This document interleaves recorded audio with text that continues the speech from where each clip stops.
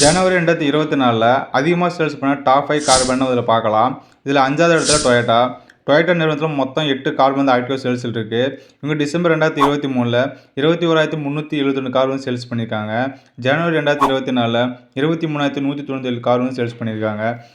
1,825 car வந்து அதிகமாக sales பண்ணியிருக்காங்க டிசம்பரை விட. 4வது இடத்துல மகேந்திரா. மகேந்திரா நிறுவனத்தில் மொத்தம் 7 கார் வந்து ஆக்டிவ் சேல்ஸில் இருக்குது. இவங்க டிசம்பர் 2023ல் 35,174 கார் வந்து சேல்ஸ் பண்ணியிருக்காங்க. ஜனவரி 2024ல் 43,068 கார் வந்து சேல்ஸ் பண்ணியிருக்காங்க.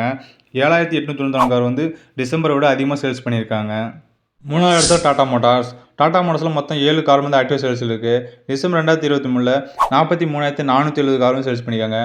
ஜனவரி 2024ல் 53,633 கார் சேல்ஸ் பண்ணியிருக்காங்க. 10,169 கார் வந்து டிசம்பரை விட அதிகமாக சேல்ஸ் பண்ணியிருக்காங்க. 2வது இடத்துல ஹுண்டாய். ஹுண்டாய் நிறுவனத்தில் மொத்தம் 11 கார் வந்து ஆக்டிவ் சேல்ஸ் இருக்குது. டிசம்பர் 2023ல் 42,750 கார் வந்து சேல்ஸ் பண்ணியிருக்காங்க. ஜனவரி 2024ல் 57,115 கார் வந்து சேல்ஸ் பண்ணியிருக்காங்க.